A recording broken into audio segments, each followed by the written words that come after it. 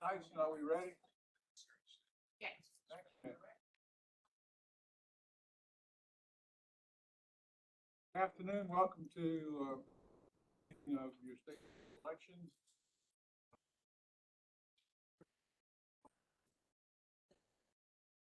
Chairman O'Bannon, Here. Vice Chair Dance. Here. Delegate Merrick's. Here. Weinstein. Here. Alice Long here. Thank you, ma'am. We have a quorum. We also acknowledge Commissioner Beals, our lawyers, Mr. Andrews, and Mr. Dennis Polio. BG's office who walked out. All right, we have some minutes to approve. We do. So, Mr. Chairman, the minutes from the September 14th and November 7th meetings have been distributed to the board for their review. I'm requesting that if there are no corrections or additions to be made, that you ask for a motion to approve them. All right, any, Yeah, I move. I so move. all right, is there a second? Second. Thank you all. Call the roll. O'Bannon. Aye. Vice Chair Dance. Aye. Delegate Merrick's. Aye. Mr. Weinstein. Aye. Alice Long, aye. Great, thank you very much. We're on to public comment, and as usual, we'll take public comment from anybody in the room. Then we'll open it up to anybody online. And you're welcome to make public comment on anything on today's agenda or anything else that you would like to talk to us about. Anybody in the room? Public comment on my sign-up sheet.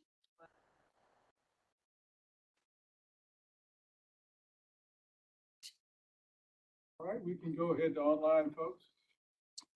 Online, I have Kenneth. Welcome, introduce yourself. Tell us what you'd like to talk to us about.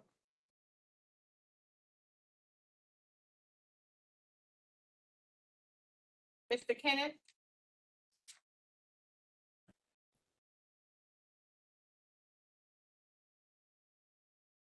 Kenneth Van de Vrede.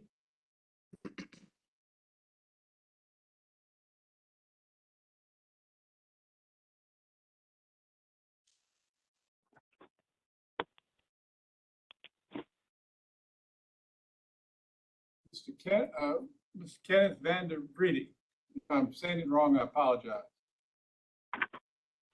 Hello, this is Ken Van der Vreed. Great, welcome. Hi. Go ahead and talk to us a little bit about what you're. We have before us your information, your letter. I'm sorry about I can't understand that well. Say that again, please. We have before us the introductory letter and your card. I think we also have the report, which we obviously have not yet had time to review, but we'll do so in detail. So you go ahead and chat with us. Okay. I'm a private citizen who's been looking at election integrity matters now here for a couple years. And one of the topics that has been of concern is risk limiting audits. And I had prepared to make a statement at the meeting here coming up, but the gist of it is captured in that report that I had given you copies of. I'm sure that you're probably familiar with many of these arguments, but the bottom line is that when particularly coming out of the Holtzman-Vogel lawsuit that's being threatened, is that our voter rolls are very inflated, that we're looking at potentially in excess of 1 million to 1.5 million false registration on those rolls. You look at risk limiting audits, and they're completely ineffective at dealing with those types of issues, the potential fraud that can come out of an environment of inflated voter rolls, mail-in ballots, and weak election laws. And I'm just bringing this to light that risk limiting audits are presented by elect as having the force of full forensic audits as they represent that in their press releases, and that should be discussed and maybe something be done about that. So that's where I'm coming from. In short, I am very open to fine-tuning numbers and trying to get a better handle on these, because these are estimates, need to be appreciated as such. I think they're directionally correct. Some of the background information that I have is coming from a citizens watchdog group up in Northern Virginia called EPIC, under the direction of John LaRue. So, I think there's substance here that I think deserves some follow-up. So that's the gist of my message.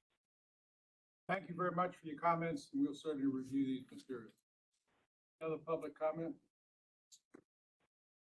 I have no other public comment online. They are having a hard time hearing, so if you all could just speak up so that they can hear you, they appreciate it. Sorry, the mics are here. Thank you. There's nobody else to speak.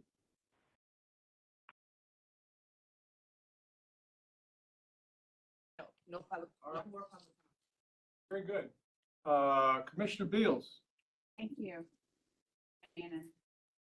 I wanted to say thank you to all of the Virginians who participated in the 2023 general election, and a special thank you to the 133 registrars and their staffs, and the 399 electoral board members and thousands of officers of election for their work to ensure a smooth 2023 general election day.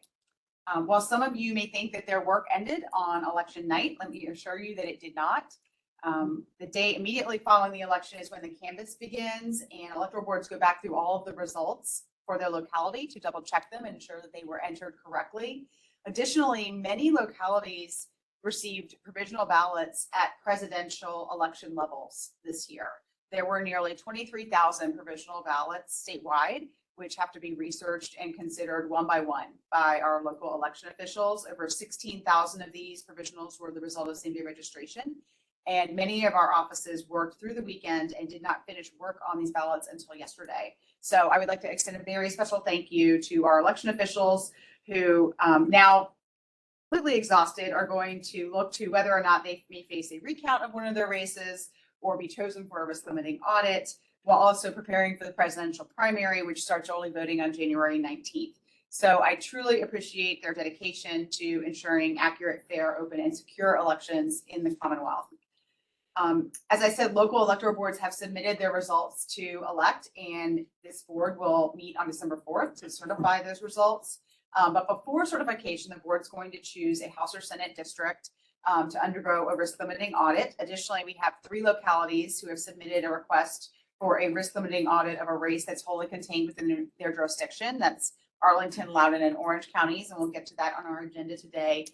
The 2 other items in our agenda, the board's going to hear recommendations for the 2024 locality election security standards and some suggested revisions to the stand by your ad policies. So that's all I have for today. Thank you. Thank you very much. Any members have any? I have a nit. Go for it. Okay. 2024 is a leap year. So if you do 45 days back, it's actually January 20th. So we always start on a Friday. Oh, okay. Yes. All right. You're the boss. Okay. All right. Now let's go with the VRSS recommendations. Ms. Schneider, welcome. Thank you, Chairman O'Bannon and members of the board. Sorry, everyone behind me. Good afternoon, Chair and members of the board. My name is Ariel Schneider. I'm the privacy officer here at the Virginia Department of Elections. And for the last year and a half, I've had the privilege and honor of chairing the Virginia Photo Registration Systems Security Work Group. This work group is identified in 24.2-410.2 as the group of local information technology representatives to advise you on the standards that you should set for local election security. And over the last year, we have spent 12 meetings and countless hours going through the standards one more time And we are here today to present them to you. The law requires that the VRSS present its recommendations to the board in time for the board to pass the upcoming year's security standards by November 30th, which is why we're here before you today. Before I briefly discuss the changes that we made, I would just like to list the members of this small work group who have put in so much time, so many hours that are unseen. And I'd also like to extend a special thank you to the locality leadership that support their CIOs and general registrars in dedicating so much time to the benefit of the Commonwealth. Those members and localities are Franklin County, John Harrison. John Harrison is now joined elect. So thank you to Franklin County for acquiring our new CISO. Vanetta Pledger is the CIO of Alexandria. Jeff Waters, Director of Infrastructure for Hanover County. Suzanne Tills, CIO of Fredericksburg. Elizabeth Lowe, CIO of Bedford. Dusty Moyer, CIO of Rockingham County. Tim Wyatt from York County, Scott Varner from Frederick, Michael Dent from Fairfax. We have 3 GRs, Jason Corwin from Mecklenburg, Gretchen Reinmeyer from Arlington, and Terry Smithson from Hanover County, all of whom join our meetings and are active participants. These 12 are the reason that you have such good standards in the first place and such solid standards from which to improve from. The last 2 things I'd like to give are to 2 members who are not with us today because they resigned as a result of retirement or moving on from their current positions, but without whom we wouldn't be here today. And those are Terry Perry, Director of Technology for Rockingham County, and Barry Condry, the former CIO of Chesterfield County. Before you, there are few edits that we made to the standards. Our work last year was significant and comprehensive. And we worked to only change the standards that we had approached from different perspectives. The first and biggest change is to the first standard, GR1, in security awareness training. As you, the board, approved last November, elect put into place a regulation 1 VAC 2020-90. And as a result of you passing that regulation and it becoming effective in early March, Department of Elections over the last 6 months has rolled out security awareness training to all Verus users. We are continuing to get the remaining localities on board, but that is a significant and demonstrative change over previous years. That meant that we could change the standard. We could make it so much more simple. We could say, comply with the regulation that requires you to do this, and you're great on this standard. It's an example of an opportunity where, supported by you and elect, we were able to meet some gaps that made it simpler for all localities. That was the secondary, if we will say, the primary focus of our main work. After we ensured that the standard recommendations remained appropriate and correct for the upcoming year, we then focused on the tools and resources that localities had shown us they most needed. The big work of the previous year was to provide a set of standards that would transparently clarify areas of concern so that those areas of concern could be known by the people who can handle them and also known by elect. And because of those gaps, we identified several resources that we elect could develop and provide. So the VRSS, this group of subject matter experts, has helped us come up with 12 completely new resources that are specific from the information technology world and security world, but very applicable to elections. So we're really proud of the work that's been done. And those tools are not required for the board to approve, but we wanted to provide them to you because this board directed us last year to see what we could do to provide tools and resources to this community. So with that, I will ask for any questions that you have and ask that you move to approve the 2024 locality election security standards. Thank you. Any questions? Yes, Mr. Chairman. Yes, ma'am. So when you say that you were focused, the advisory group focused on tools and resources that localities can use. Smaller localities may not have IT people within their departments. Where can they go? Can they go into this document and find those tools and resources? I think maybe some training for some of the GRs and the local boards might be imperative just for them to say, I know where to go. Madam Secretary, that's a very valid point. We have a secondary document that summarizes the standards and provides links to the tools that are meant to help meet those standards. And so that is not required to be passed by the board. That's a second document, but I can pass it around. Oh, so And it's not here. it's not here, it's not required to be passed by the board. And so, because it doesn't come up to the level of guidance, but this is what we provide. And specifically, the 12 tools we developed were developed for localities with very minimal IT support, because these tools are tools that an IT shop would naturally provide that many of our people didn't have. One example is an incident report, which guides a layman through the artifacts that one would need to consider or acquire in order to handle an incident. As well as role-based training. If you're not an IT expert, you have no idea what role-based training is. And so through the work and support of the contractor that I've been working with, funded by ELECT, thank you, Commissioner, we developed 2 pieces of guidance specifically for non-IT resources that outlined, okay, what is role-based training? To whom would it apply? How can you pursue implementing this if you're not an IT shop and you don't have an IT shop? As well as patch management schedules. So we realized there's 3 groups of localities that have IT shops and localities that have IT security shops, localities that have just IT folks that don't have a lot of cybersecurity knowledge, and then just the GR. We focused on those 2 lower groups. What is someone who's an IT expert? What do they need to know to be more of a cybersecurity IT expert? And what do localities with general registrars who don't know where to begin, what tools can they provide to other members of the locality to pull together resources where they don't currently exist? As well as last year, note about training. We have training coming up for the electoral boards, the general registrars, as well as for VACO, the county administrators and board of supervisors, and through VML, the city managers. Those 3 pockets, the IT, the GRs, and the county and city administrators are the 3 pieces that all need to have training on their different roles within this ecosystem, if you will. So we can get a copy of what you just showed as the sources. That would be, Yes, ma'am. Okay, I'll provide them to Franchelle and she can provide them to you all. Thank you very much. It just remind everybody, this is legal obligation following the JLOC report from 2018, which cited a lot of these potential holes in the system. And Ariel, what was the bill number HB 2178, from the 2019 journalism. So if anybody wants to go read about that, that's where it started all this. So, is there a motion? yes, I move to adopt the revised 2024 locality election security standards effective December 1st, 2023. Thank you. Is there a second? Second. Thank you. Call the roll, please. Chairman O'Bannon, Aye. Vice Chair Dance. Aye. Delegate Merrick's, Aye. Mr. Weinstein. Aye. Secretary Elvis Long, aye. Thank you all very much. Thank you. All right, stand by your ad policy updates.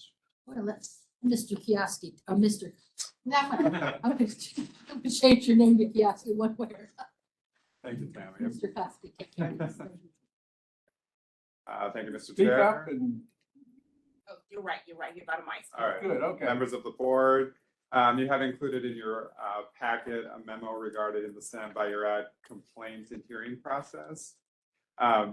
Under the current policy, a complaint is brought under SBYA if it constitutes an advertisement under SBYA and it contains express advocacy. Advertisements include print media, television, radio, and online. So in the most recent SBYA proceedings, the scope of what constitutes print media was brought up, and it's been discussed a few times in relation to that.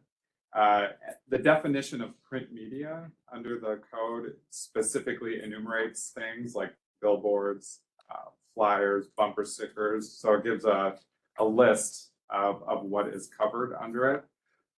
But what has been done in practice is any printed items that contain express advocacy have been brought before the board.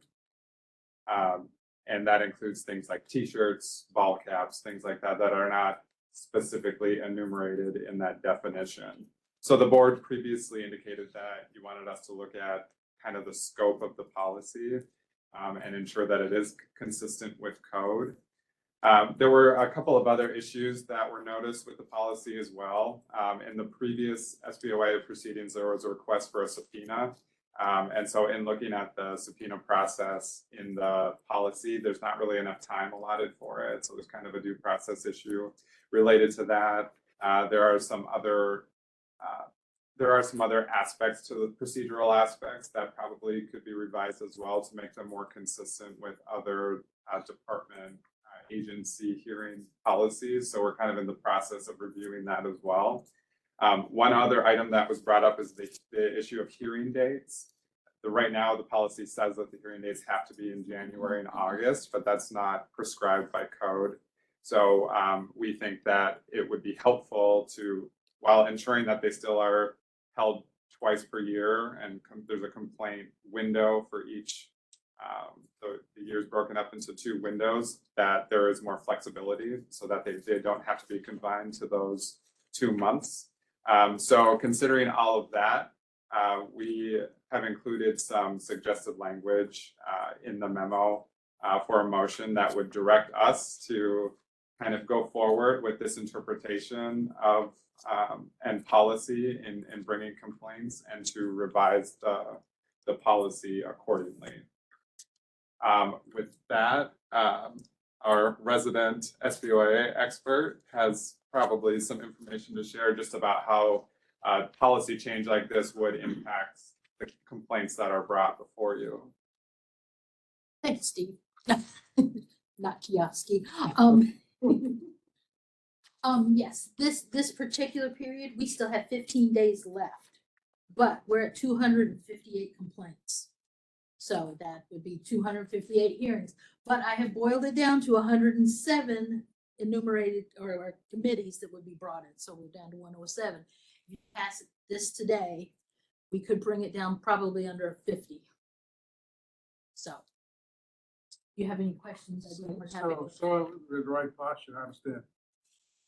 You're asking us to, for you all to go back and revise the policy to clarify the scope, revisions to the proceedings, and two meetings per year, but none time like necessarily those months. Correct. We'd still be doing the same 2 We'll be meetings. hearing from you all again on all of this.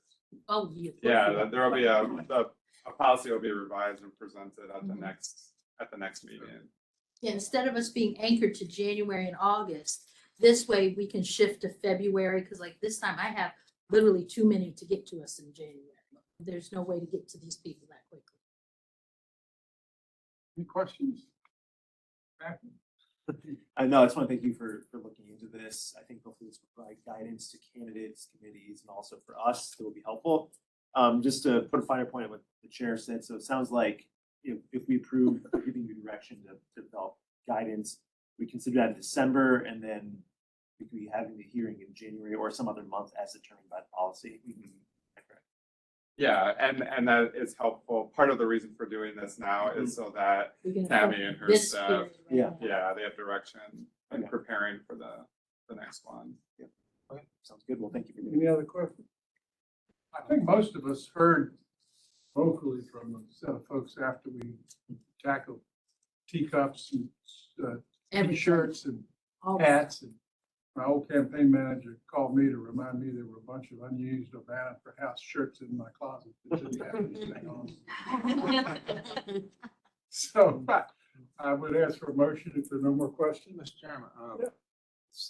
so we're authorizing you guys to do the policy, update the policy. And the policy is January and August, whatever, August in there now.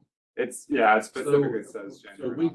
if we do that, is that gonna change what you need to do? That's my question. I guess my question is, we're authorizing to change the policy, but we're really not changing the policy until they bring the policy back.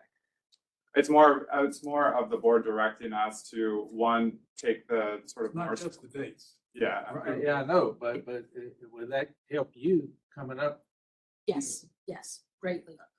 Maybe I just don't understand. I didn't understand that. Because now she knows sort of when she's preparing for with all the complaints she's received, she will have direction from the board that the scope That we is would limited. approve at the December meeting. that your intent is to limit the scope and you will approve. Yeah. None of that's in code, all that's in regs, and we have control of the regs. So Correct. we're gonna change those. All right, any other questions? Is That's there a one motion?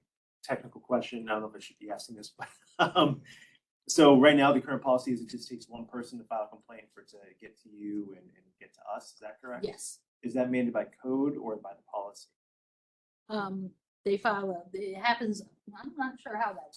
I don't They think, file a stand by your ad complaint. Right. It comes to me and then I bring it to you because it's yours to adjudicate. So it could just be one person who files it. Yeah, so that's the path it takes. yeah, the code is pretty scarce in terms of Yeah, laying out an actual complaint process. The current policy is just one person. so if you were to complain about Susan today, it would come to me and I'd go, yeah, that looks good, so I'd bring it before you today. All right, any other, is there a motion? I'll do it.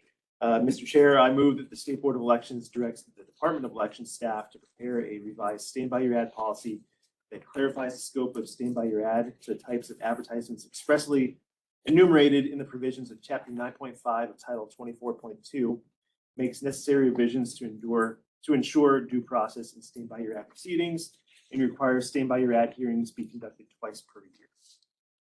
For a second? Please call the roll. Chairman O'Bannon. Vice Chair Dance. Aye. Delegate Merrick's. Aye. Mr. Weinstein. Aye. Secretary Elvis Long, aye. Thank you. Thank you all for you. your work on that. Okay. Item is risk limiting audits. All right, two parts to that. The code provides that we choose at random, so we don't have much control, one House race to be House or Senate? House or Senate race to be audited following a general election. That's the next thing to do. Good afternoon, Chairman O'Bannon and members of the State Board of Elections. Pursuant to 24.2-671.2 of the Code of Virginia, the State Board of Elections is meeting today to accomplish a series of objectives that will lead to the successful administration of this year's risk limiting audits. These tasks are meant to offer as much transparency and insight as possible into the RLA process by following the guidelines approved by the board's RLA manual. Since this portion of the meeting has a lot of moving parts, I wanted to give you a brief overview of what to expect before Claire and Londo move into their memos. Londo Andrews, our voting system security manager, will walk you through the first of today's memos, and you will have 3 tasks. First, the board will randomly select a General Assembly race for audit. Dr. O'Bannon and Senator Dance, you will assist with this. Secondly, the board will direct elect staff to generate a random seed number. For this portion, elect staff has prepared a suggested motion. Lastly, you will set the risk limit for the ballot polling audit. Elect staff has prepared a motion for this task as well. After that, Claire Scott, policy analyst at elect, will walk you through the second memo.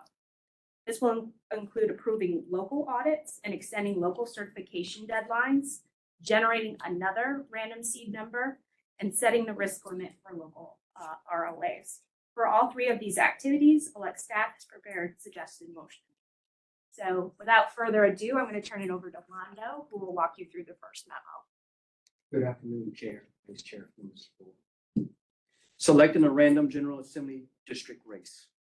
The members of the SPE will randomly select a General Assembly district race for an RLA. A list of eligible General Assembly district races has been attached to this memorandum for your consideration. Electors place the eligible district races for both the House of Delegates and the Senate on raffle tickets in a tumbler. Each ticket has a different qualifying General Assembly district race on it.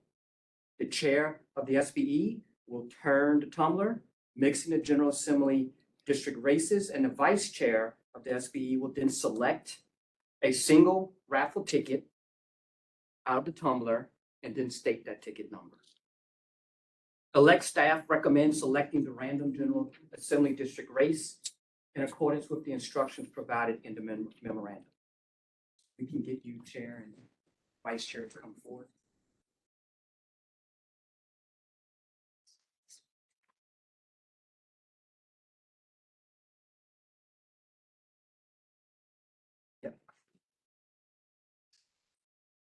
I do have one question.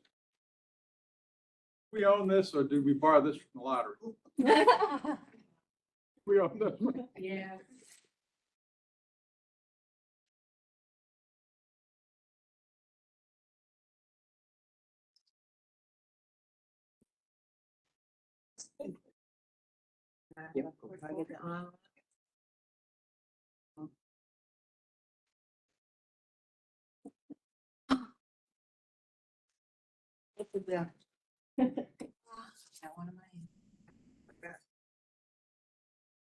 Senate District 20.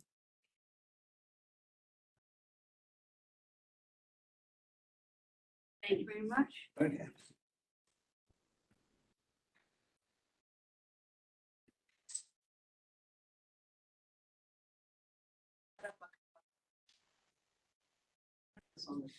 Thank you.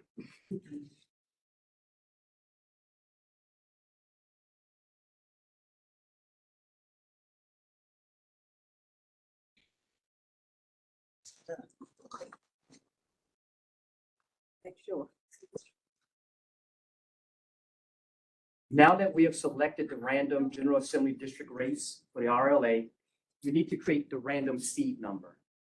Generate a random seed number for the randomly selected General Assembly district race.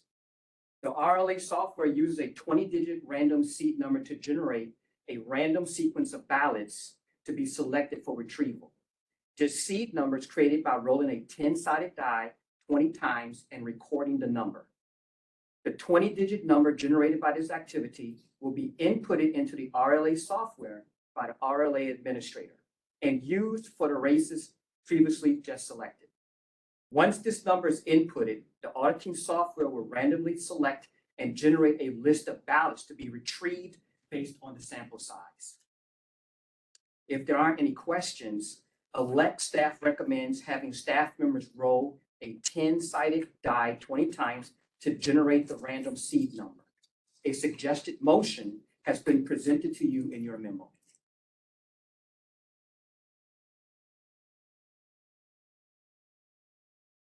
All right.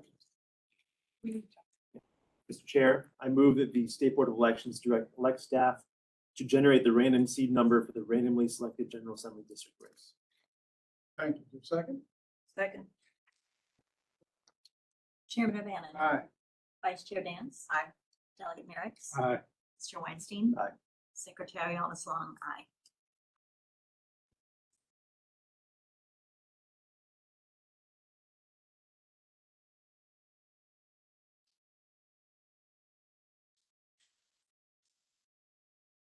Two.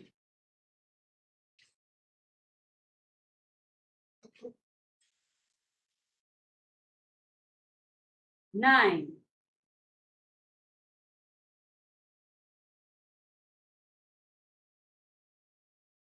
Seven.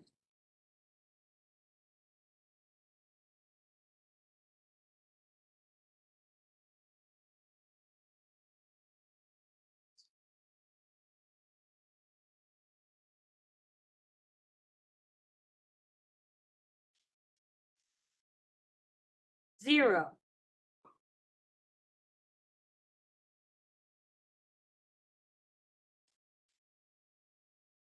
Nine.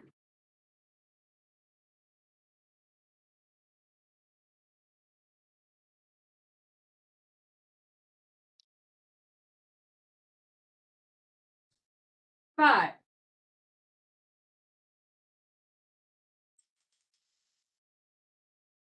One.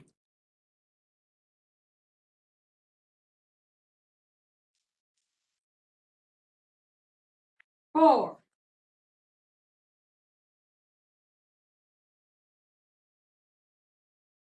One.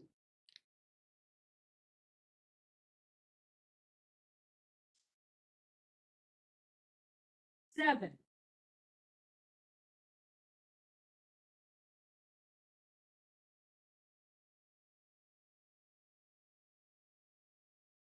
Eight.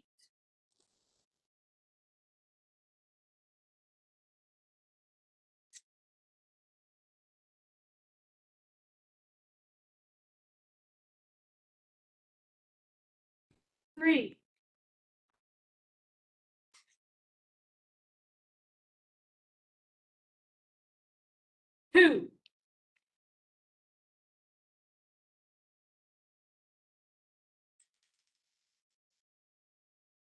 3,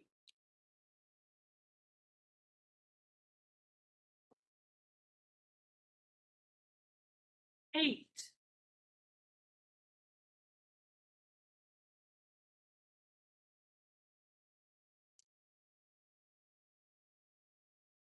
2,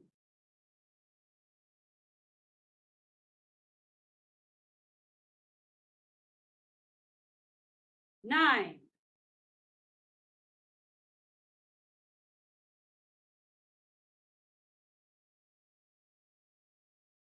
6,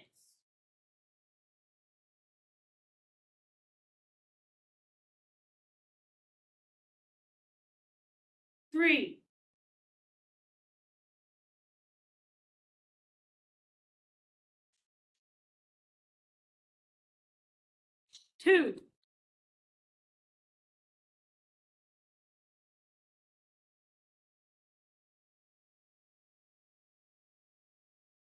2, 9, 7, 0, 9, 5, 1, 4, 1, 7, 8, 3, 2, 3, 8, 2, 9, 6, 3, 2.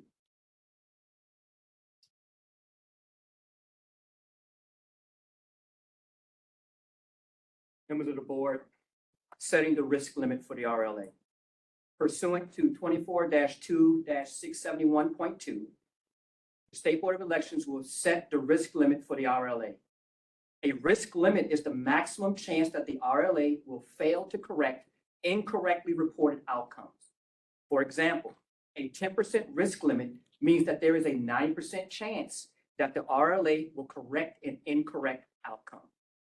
Every RLA that has been held in the Commonwealth of Virginia has used a 10% risk limit. ELECT recommends that the risk limit be set to 10% for the randomly selected General Assembly district race. A suggested motion is in your packet. All right, thank you very much. Questions? Motion? Chair, I move that the State Board of Elections to set the risk limit to 10% for the risk limiting audit, the randomly selected General Assembly district race for the November 2023 general election. Senate District 20. All right, is there a second? Second. All right. Please call the roll. Chairman O'Bannon. Aye. Vice Chair Dance. Aye. Delegate Marix. Aye. Mr. Weinstein. Aye. Secretary Alvis Long, aye. We will now have Claire Scott speak to you about the requested locality RLAs. Good afternoon, Chair, members of the State Board of Elections. Pursuant to 24.2-671.2D and 1 VAC 20-60-80, a local electoral board may request an RLA for a local contested race wholly contained within their jurisdiction by submitting the proper form.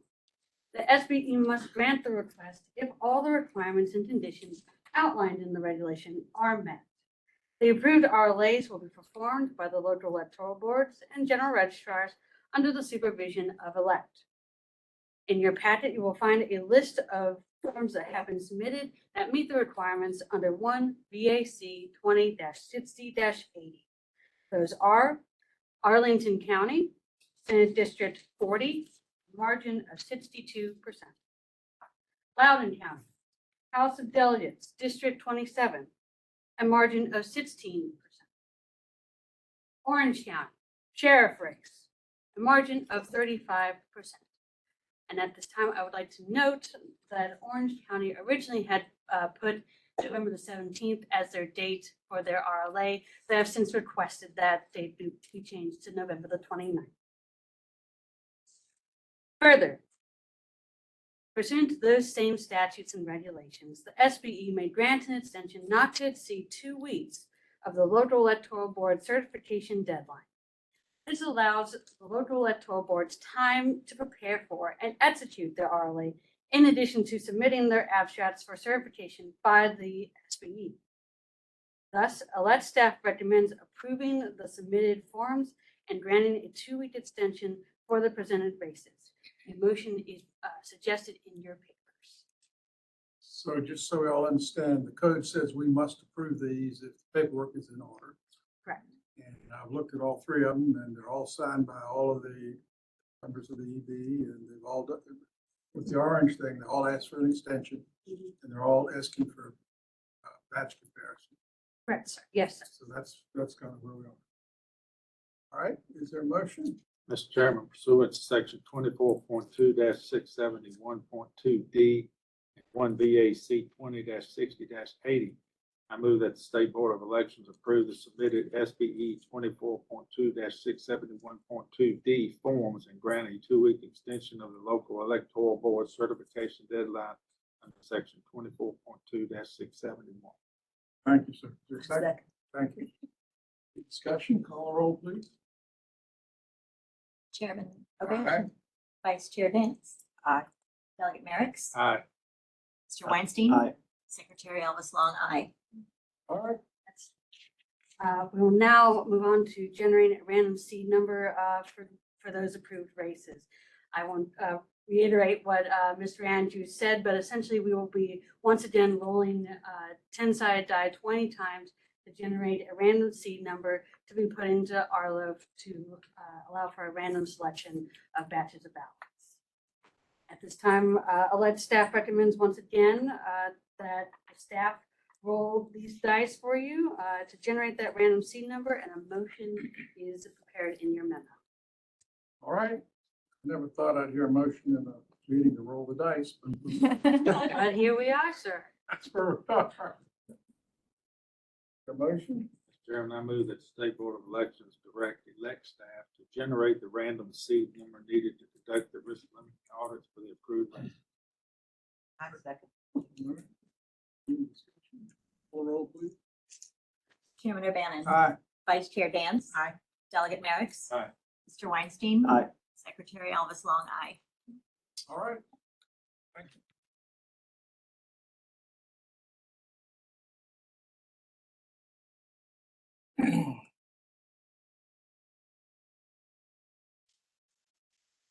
Six.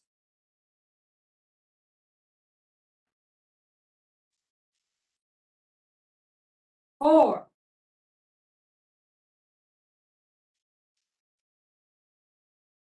Five.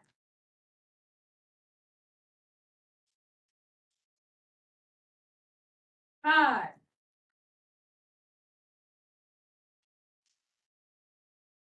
Six.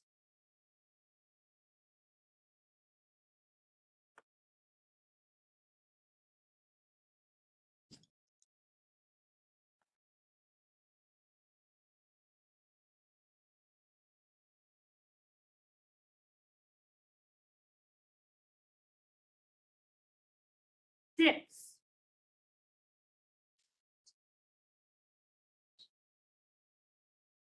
Eight.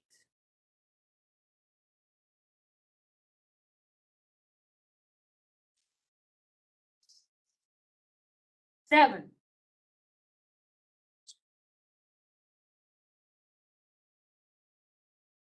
Five.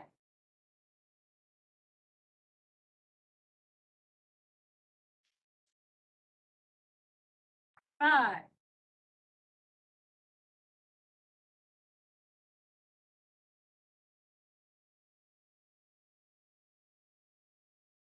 Two.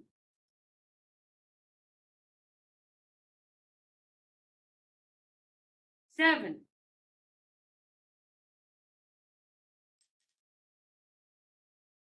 Nine.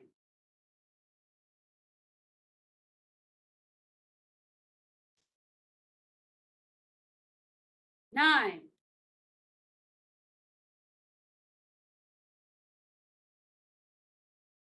6.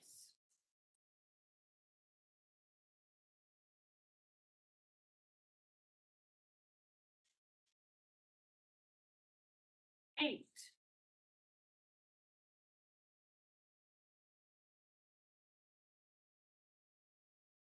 3.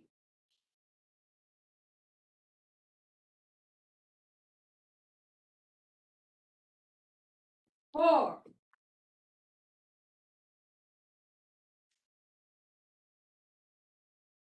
6,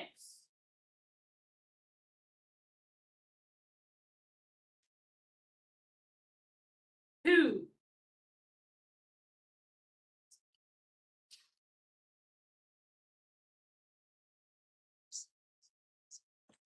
6, 4, 5, 5, 6, 6, 8, 7, 5, 5, 2, 7, 9, 9, 6, 8, 3, 4, 6, 2.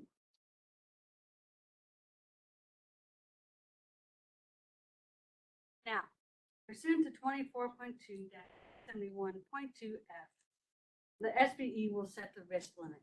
As you have previously set the risk limit for the randomly selected General Assembly race, the lead staff once again recommends that the risk limit be set to 10% for those approved races.